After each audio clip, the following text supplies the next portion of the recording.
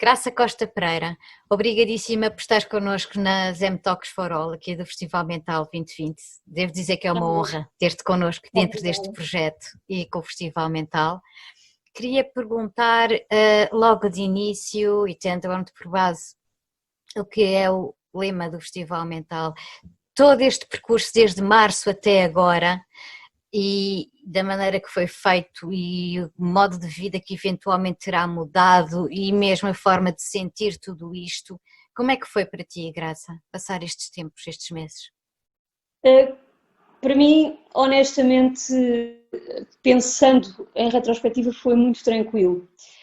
Curiosamente, antes desta conversa, eu estive ali a rever, quando tudo isto começou em março, não sei porque eu senti que iam ser uns dias diferentes. E nessa altura eu comecei a escrever aquilo que eu chamei exatamente o Diário de uns Dias Diferentes. E desde o dia 13 de março até ao último dia de maio, eu creio que entrei na primeira semana de junho, foi antes até, entrei na primeira semana de junho. Eu escrevia todos os dias qualquer coisa, uma espécie de registro de sentimentos / experiência, um bocadinho também os próprios acontecimentos que tinham marcado aquele dia em termos de notícias, etc. E foi agora ao rever pelo menos as primeiras 2, 3 semanas que eu percebi que tinha sido, apesar de tudo, menos tranquilo do que agora me parece. Porque agora parece-me que de facto foi bastante tranquilo. Eu passei esse tempo a trabalhar, portanto nós fizemos aqui na SIC uma divisão em que passávamos 7 dias, alguns de nós, e eu estive nesse regime, 7 dias consecutivos a trabalhar, 7 dias em casa, e assim foi durante meados de março até ao fim de maio. O que nos permitia, apesar de terem sido aqueles 7 dias a trabalhar, eram muito intensos, porque era uma equipa muito mais reduzida, mas depois os 7 dias em casa permitiam um certo equilíbrio e o tal confinamento que na verdade eu não tive por aí além, porque como era a única pessoa que saía de casa, eu vivo como uma pessoa de risco, considerado doente de risco, e essa pessoa, e o meu marido que também trabalha na SIC ficou a trabalhar em teletrabalho. Passei a ser o apoio para os meus pais e para mais uns familiares mais idosos e, portanto, eu na verdade só estive em casa, no máximo, sem sair de casa, eu estava 2 dias. Tudo o resto era ou vinha trabalhar, ou fazia as compras e entregas, essas coisas. E, portanto, olhando em retrospectiva, sei que houve ali, para já, essa percepção de que ia viver um tempo diferente e, portanto, ao iniciar o registro, eu digo para mim, é uma coisa que só escrevi para mim, que nunca dei a ler a ninguém, não é essa a minha intenção, mas eu tive para mim essa ideia de que ia viver um tempo diferente. E depois a ideia daquilo que começava a faltar-me em termos de convívio, de partilha, de toque, e esse registro é curioso porque, sobretudo com a família e com pessoas mais próximas, os medos, isso tudo está um bocadinho refletido nisso que eu escrevi. E esses medos que estás a falar são os medos de não saber quando é que isso pode voltar a acontecer, basicamente. O meu medo maior, e esse eu tenho noção que eu tive, tendo em conta que eu era a pessoa da família, a única a fazer esse trajeto, o meu marido de facto não saiu de casa, os meus pais não saíam de casa e portanto eu era o único elemento transmissor. Estamos a falar numa altura em que, se hoje não se sabe nada da doença, numa altura em que se sabia muito menos. Ainda menos, e portanto o pânico de se acontecer alguma coisa, a culpa é minha.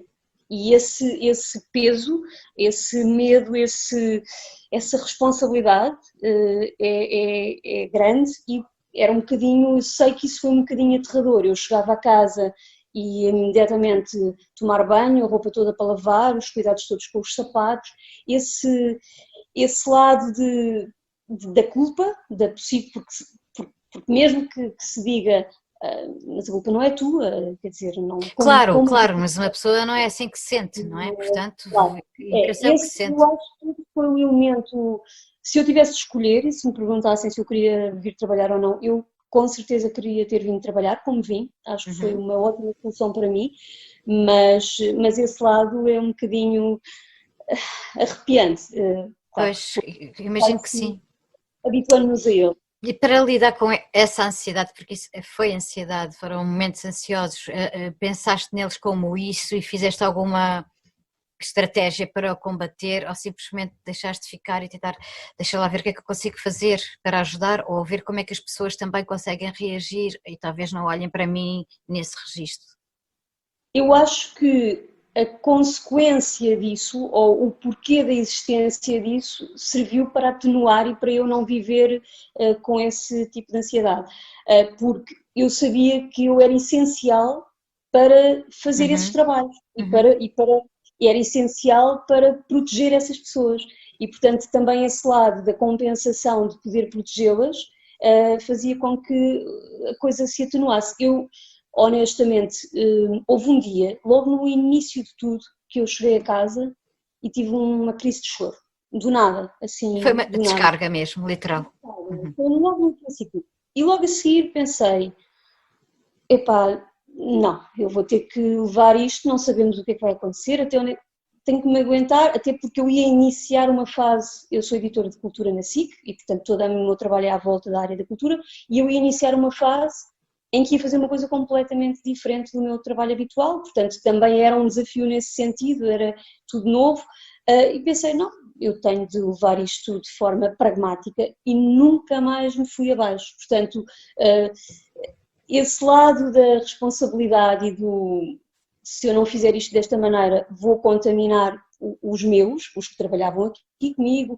o meu marido que de facto estava em casa e eu acho que isso seria um peso talvez maior para ele, porque há uma série de outras coisas para quem fica em casa que a cabeça deve pensar e portanto esse lado fez com que eu partisse sempre à frente. Seguir em frente. E agora pegando um bocadinho nisso que estavas a dizer, como é que foi fazer cultura quando as salas estão fechadas, quando os espetáculos acabaram, quando os cinemas fecharam, quando tudo isso e portanto já não havia agenda, já não havia, ainda por cima o verão, não é? A parte toda dos festivais que foram lá sendo cada vez mais cancelados, sobretudo os de verão e os que vieram antes. O que é que era a tua agenda? O que é que tu privilegiavas? O que é que tiveste atento? Ou o que é que tu encontraste novo para poder continuar a trabalhar e dar notícias e continuar a fazer cultura? Houve uma informação.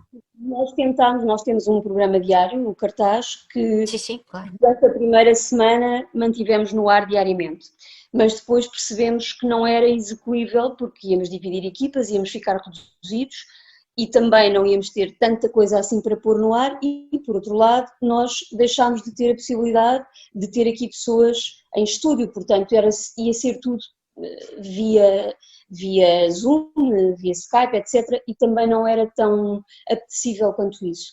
Então estás a falar, por um lado, parte de recursos humanos, mas também da falta de informação propriamente de agenda, não é? Que há normalmente.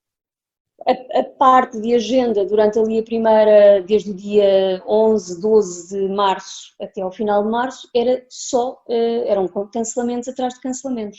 Foi ali uma fase de que tudo estava a ser cancelado.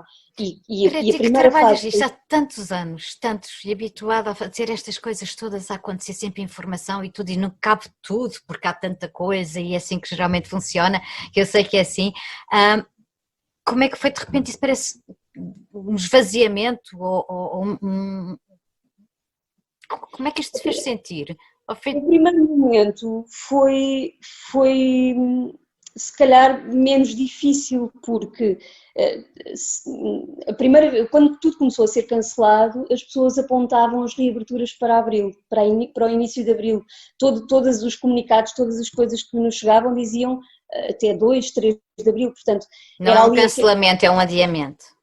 Era um adiamento, portanto estamos aqui, são 15 dias e logo se vê daqui a mais 15 dias e portanto naquele início era forte porque era em catadupa, mas ao mesmo tempo não havia esta percepção de que seria tão prolongado no tempo.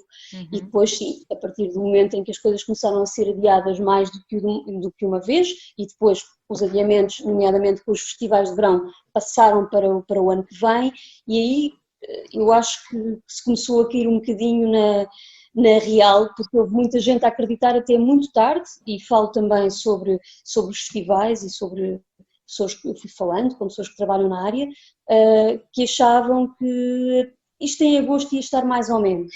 E quando o governo depois decide que é até ao final de agosto e não até ao final de julho que não se podem fazer, que não se podem realizar estes grandes eventos, há aqui uma grande mudança do espírito e pronto, e aí as coisas passam a ser feitas no próximo ano. Estou a falar dos festivais de verão que eu, em situações normais, faria uns 7 este ano e estaria no terreno em cerca... No ano passado eu estive praticamente 40 dias úteis a trabalhar em festivais, no terreno, portanto, e eu e a equipa, que somos uma equipa, nessas circunstâncias, uma equipa ainda grande. E, portanto, sim, essa parte é diferente, mesmo que, por exemplo, em relação às salas de espetáculos mais pequenas, os teatros e tal, muitos fazem depois em agosto um intervalo e depois têm a rentrée em setembro, mas quer dizer, desta vez foi tudo muito mais catastrófico e aliás é uma circunstância que agora começa a ter-se uma noção muito, muito clara de que algumas coisas não sabemos quando é que vão reabrir, não sabemos como é que vão reconstruir-se e não sabemos em setembro e em outubro o que é que vamos reencontrar. Eu creio que de certa forma há sítios que provavelmente correm o risco de não reabrir, há coisas que correm o risco de não recomeçar, há muita gente, é uma área, enfim, é uma área que está a ser tremendamente afetada e sobretudo mergulhada numa grande incerteza e quando chegar setembro e outubro, que seria quando as coisas estavam outra vez a poder abrir um bocadinho, nós neste momento estamos a falar de um tempo que pode ser pior ou igual àquele que já passámos, portanto, em termos de pandemia. Portanto, é uma incerteza incrível que eu sinto na maior parte das pessoas com quem falo e que estão dependentes de projetos, muitas vezes não são só as coisas grandes, são projetos, pequenas coisas, trabalhos, há muitos freelancers nesta área, há muita gente que trabalha projeto a projeto, claro, e não sabem como é que vão sobreviver.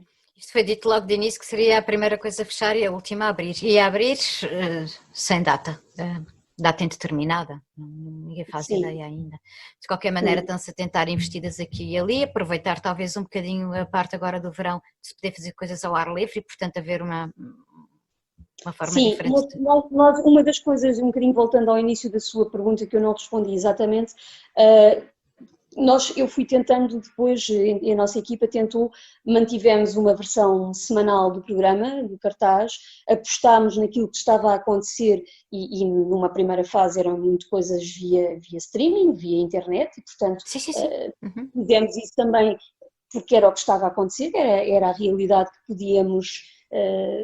que podíamos falar e portanto pelo menos a versão semanal do programa e conteúdos no online, algumas entrevistas no registro SIC Notícias e agora estamos a apostar muito também em não perder o fio à meada e pôr coisas também nos nossos jornais principais, nomeadamente no Jornal da Noite, um bocadinho também, se quiser, dentro das limitações que temos, porque a nossa equipa foi dividida e neste momento a minha equipa, eu tenho uma pessoa em teletrabalho e ficará em teletrabalho pelo menos até ao final de setembro, tenho outra pessoa que foi necessário pô-la nas notícias ditas do dia, não é? Portanto, numa equipa que nós somos 5 jornalistas, somos 6, contando comigo, de jornalistas, fora repórteres de imagem e a produtora, essa equipa de 6 tem 2 pessoas fixas, 2 a 3 pessoas fixas a fazer cultura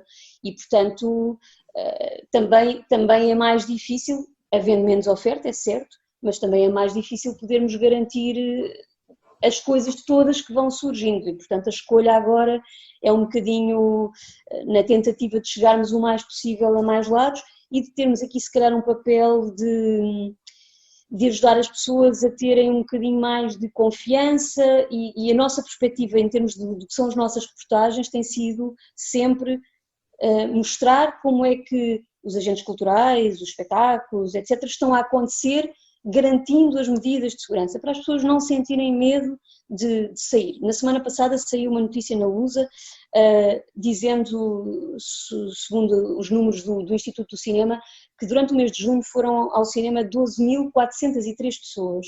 É 1% das pessoas que foram em junho do ano passado. Bem sei que as salas maiores só abriram em meados deste mês, mas seja como for, as pessoas continuam a ter muito medo. Há alguma oferta, há algumas pessoas que vão tentando e foram àqueles primeiros concertos, àqueles espetáculos que houve no Campo Pequeno e tem Sim, foi logo aquele abrir portas primeiro, aquela euforia de vamos sair, que agora já há alguma coisa. Mas faltam muitas pessoas na área e que têm, obviamente, noção desses receios. Portanto, nós tentamos que as nossas reportagens sejam, vamos mostrar isto, mas mostrar também ao público porque é que podem vir fazer isto. E pronto, tentar que seja esse o caminho. Pelo menos dar um contributo para devolver alguma confiança às pessoas dentro daquilo que é possível, não é? Sim. Ao fim e ao cabo é isso. Mas em relação a tudo isto, depois como é que tu, chegando a casa, ficas a pensar se isto pode durar, se isto pode não durar, se aquilo... Porque deve ser difícil estar a fazer estas escolhas agora. E difícil também estar a fazer pessoas ir a sítios que não se tem a certeza absoluta, porque como dizias no início, e continua, isto ainda não está identificado, as pessoas ainda não sabem do que é que está realmente a tratar-se aqui, o que é que isto realmente é e não é, o que vai acontecer, se volta, se não volta. Andar neste limbo permanentemente provoca, para além da ansiedade que nós estávamos a falar no início, mas isto acaba por ser um bocado até traumatizante, porque quem está a querer trabalhar e a dar informação às pessoas rigorosas e saber aquilo que pode estar a apresentar, aquilo que pode ser feito, aquilo que pode ser visto, onde é que as pessoas podem realmente estar, deve estar-te a dar um trabalho acrescido também como responsável por aquilo que estás a querer divulgar, de certa maneira. Sim. É uma responsabilidade acrescida e tu sentes isso de alguma maneira, esse peso, ou achas-te mais ou menos controlado? Eu sinto essa responsabilidade, na verdade, desde sempre pela área da cultura, porque ela é sempre menosprezada e porque, na verdade, eu costumo brincar a dizer que nós na cultura só abrimos jornais se morrer alguém muito importante e naturalmente é uma área que nós precisamos sempre de ir buscar, de ir buscar espaço para ela. E é uma área. Sempre foi assim, quer dizer, isto não é de agora. Aliás, os jornais liam-se de trás para a frente, porque era a coisa que interessava. Exatamente. E havia uma página, com sorte duas. Mas portanto, esse lado e essa responsabilidade nós já a temos há algum tempo, porque é uma luta constante. Agora, eu tenho sempre a ideia de que não me cabe a mim educar, fazer serviço público. Eu posso fazer o melhor possível do que é o meu trabalho, mas não me cabe a mim dizer às pessoas o que é que devem gostar, o que é que devem fazer, mostrar-lhes o que há. E neste momento o que há tem riscos, mas também tem riscos ir ao supermercado, também tem riscos ir à praia, também tem riscos, quer dizer, há um risco maior ou menor dependendo da forma como nós nos comportamos. Mas cada coisa tem o seu risco inerente, não é? E são todas diferentes. E também acho que nós, ao fazermos esta perspectiva eu digo isso, olha, nós vamos fazer o espetáculo, mas também quero perceber, e as nossas perguntas também passam por como é que estamos a preparar-nos para esta época, o que é que mudou, o que é que está a ser tratado de forma diferente, porque no fundo isto depois é uma responsabilidade que puxa responsabilidade. Se o cidadão, se o espectador exige que haja condições de segurança, então o agente cultural, a sala, também se obriga e sabe que tem de ter esses cuidados e oferecer esses cuidados, porque depois isto é só uma questão de confiança.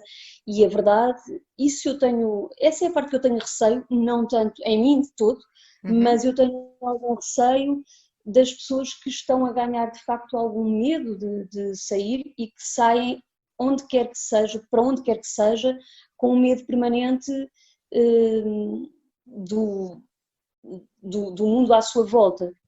E esse lado preocupa-me um bocadinho, que depois este medo permaneça e se perpetue. Vai ganhando tempo e espaço, isto precisa de respirar, isto ainda não respirou, não é? Entre um confinamento e o que se tinha de antes, pelo menos especificamente nesta área, vai precisar de respirar, obviamente. Até porque há aqui muitas coisas que nós falamos quando se fala de cultura que também tem que ver com os mais pequeninos, não é? Por exemplo, nós aqui na programação do Mental Júnior temos sempre programação própria e estou com alguma atenção a ver o que é que realmente vou poder fazer ou não com isto. Também já ouvi dizer que de parte de cinema, curiosamente, dos filmes que já foram exibidos e agora que reabriram as salas, não foi problemático, não foram os números normais, mas estavam à espera que fosse muito menos parte de animação ou de filmes para a infância e que até, ao contrário do que estavam à espera, até correu bem e os pais até levaram os filhos. Portanto, às vezes há aqui pensamentos que temos ou atitudes que pensamos que vai correr de determinada maneira e pode correr de outra. É realmente não saber com o que se está a lidar ainda. Dentro podemos fazer cálculos, mas não podemos chegar a conclusões que sejam definitivas, porque não existem. Essa é a única consciência que eu tenho, é de saber que neste momento há coisas que eu tenho que sei que não vão acontecer até setembro, outubro. Por exemplo, nós decidimos que não vamos ter o programa diário no ar até ao final de setembro, por tudo, mas também pela forma como reorganizamos a redação aqui no verão e, portanto, também seria mais uma complicação por fazer isso. Mas eu não sei se, quando chegarmos a outubro, se vai haver condições para termos um programa diário de cultura no ar da forma como tínhamos. Não sei se vai haver conteúdos, não sei se vai haver possibilidade de termos pessoas aqui a entrar e a sair. Há uma série de questões que estão em aberto e, portanto, a ideia é irmos reagindo a cada dia. Mas isso, na verdade, em jornalismo, as coisas acontecem assim.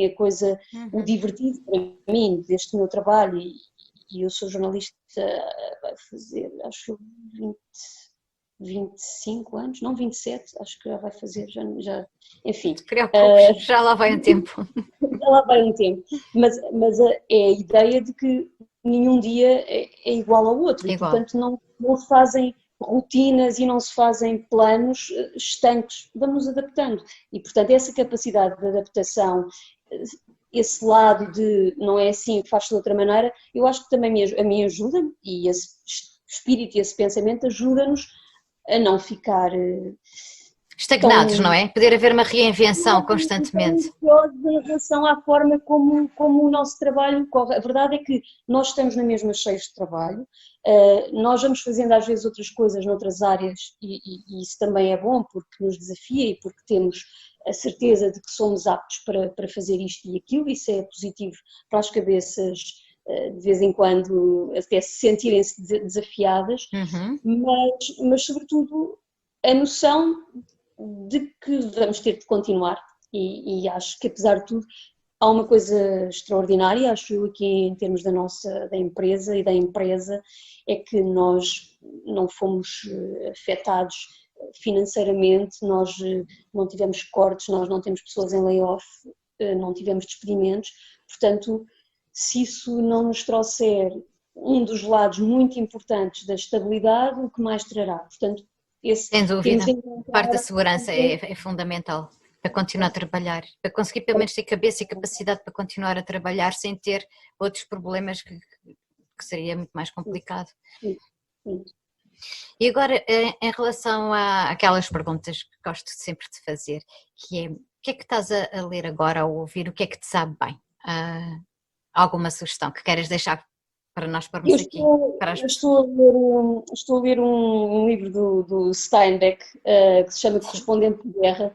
Curiosamente, não é um livro, obviamente não é um livro recente, mas veio, eu curiosamente li muito pouco ali naquele período de março, abril, maio, precisamente porque eu devorava notícias e acompanhei imensas coisas de notícias em todo o mundo e, portanto, quase que estava só viciada nisso. E depois, agora assim, de repente, lá consegui 3 livros. Li o livro, não é propaganda, gostei muito do Margarida Espantada, do Rodrigues de Carvalho, que curiosamente é um livro que tem um grande foco na saúde mental. E portanto tem ali um lado muito curioso e até muito pertinente e muito atual. E o livro saiu agora há pouco tempo e pronto, e depois agarrei agora há pouco tempo também no Steinbeck, que é curioso porque no fundo eu estou a ler as histórias do Steinbeck enquanto jornalista durante a Segunda Guerra Mundial e os sítios por onde ele passou e até os medos e os registros reais das tropas americanas em solo, sobretudo em solo britânico, durante a Segunda Guerra. Portanto, isso é o que eu estou a ler agora. O que eu estou a ouvir, eu adoro o silêncio, talvez por estar sempre rodeada de... Nós trabalhamos no open space, estou permanentemente em festivais, em concertos, em sítios onde a música, onde o barulho, onde o ruído é muito presente e, portanto, eu entro no carro e desligo o rádio, exceto, honestamente, ligo para ouvir as notícias à hora certa e depois desligo. Mas, naturalmente, tenho gostos musicais até uma grande amplitude, confesso, gosto imenso de coisas mais pesadas de rock, gosto imenso de ouvir e ao mesmo tempo também gosto de ouvir jazz, por exemplo, portanto a minha rádio quando não é TSF é Smooth FM, portanto ando muito por ali, mas confesso que eu tenho gosto profundamente do silêncio. Estar em paz um bocadinho, não é? Fazer face a isso tudo. E filme, o que é que deixarias aqui para sugestão para vermos? Filme, série? Eu, por acaso, eu vejo imensas séries. Eu sou uma devoradora de séries. Eu terminei ontem mesmo a segunda temporada de uma série que está na Netflix, chamada Marcella, que curiosamente também tem ali ligações à saúde mental. A Marcella é uma ex-detetive que nesta segunda temporada passa a ser uma infiltrada e a determinada altura, não quero estar a revelar... Não, spoiler, não, spoiler. Mas há um momento relativamente a correr ao longo desta segunda temporada em que ela vive nas duas pessoas que ela é, aquela que ela realmente é e aquela que o facto de ser uma infiltrada a obriga a ser. Portanto, é uma série muito curiosa, apesar de não ser uma coisa altamente erudita, é uma série... Nem tudo tem que ser, não é verdade? Então. Mas é muito curioso e a Anna Friel, que é a personagem principal, é extraordinária, é uma série britânica, as séries britânicas quase sempre. Pois tem sempre aquele toque especial. Graça, para fecharmos, isto que nós fazemos aqui no Festival Mental, esta ponte entre a cultura e a saúde mental, que nós estamos a fazer já para a 4ª edição, isto a ti, que caramba, que trabalhas na área da cultura, mas na televisão há tanto tempo e sabes tudo sobre isto, e acabaste de dar exemplos até agora, tanto na literatura como numa série, num filme, não interessa, mas na área do audiovisual, este paralelo em como a criatividade pode ser ou é a plataforma privilegiada para poder expressar emoções, seja a que nível for, a nível individual como a nível coletivo, mas também pelo outro lado do espectador que está a ver e pode recebê-las e destrinçá-las e sentir aquilo que à sua maneira o outro criador esteve a fazer. Esta junção das duas coisas para se poder finalmente promover a saúde mental em Portugal, isto para ti faz sentido? Se faz sentido, todo o sentido. Eu já tinha visto que existiam estas conversas e quando me pediram para fazer parte delas, eu não hesitei, porque acho que é que nós vivemos eu acho que é uma espécie de medo, outra parte é desconhecimento e outra parte é quase repulsa. E eu considero que quanto mais nós conhecermos algo, melhor conseguimos lidar com esse algo, seja em nós, seja nos outros, mas muitas vezes até em nós, porque nós ouvimos frequentemente quando se fala com alguém, olha, devias procurar ajuda, e a resposta é, eu não sou maluco. Exatamente, ainda aí vamos, ainda aí vamos. Sejamos todos um pouco malucos e que, sobretudo, sejamos capazes de, na nossa loucura, perceber quando é que precisamos de ajuda e a tempo de pedirmos essa ajuda. E por isso eu acho que todos os meios, e se o meio for o da criatividade, e se o meio for o da literatura, e curiosamente é pura coincidência eu ter visto esta série, ter lido o livro do Rodrigo, e que tocam nesses pontos, porque no fundo é tornar uma coisa do nosso dia-a-dia normal e tornar banal, de maneira que nós não a estranhemos tanto e portanto não criamos essa repulsa. E não até porque, quer dizer, é fácil ver e está por todo lado, de facto, nós como seres humanos temos saúde física e mental, portanto isto devia ser tão básico quanto isto.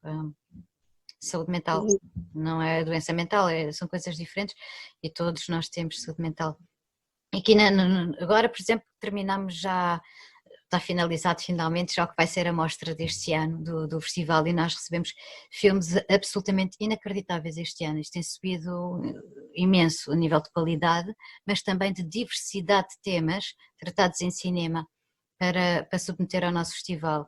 Este ano acho que a mostra, bom, não sabemos ainda se vai ser só em streaming, se vai ser em sala, em princípio será em sala, não sabemos ainda nada, em princípio está tudo, manteve-se tudo, mas a mostra este ano mostra exatamente isso que eu estava a querer dizer, é a criatividade e a diversidade das temáticas que têm que ver com a saúde mental, que é transversal a todos nós, a partir do momento em que sentimos que temos emoções e conseguimos então expô-las para as diversas áreas artísticas, faz com que se consiga receber uma panóplia de coisas e depois depende do que gostas mais, não é? Se é artes plásticas, se é literatura, se é isto, se é aquilo, mas está por todo o lado, quando se olhar de frente para as coisas, porque por trás da cultura estão sempre emoções, não é?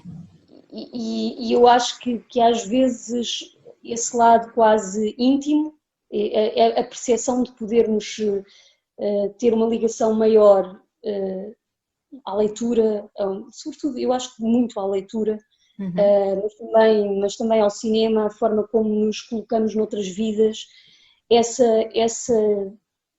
relação íntima que podemos ter com o objeto de cultura também nos ajuda a conhecermos melhor e será essa relação de identificação, não é?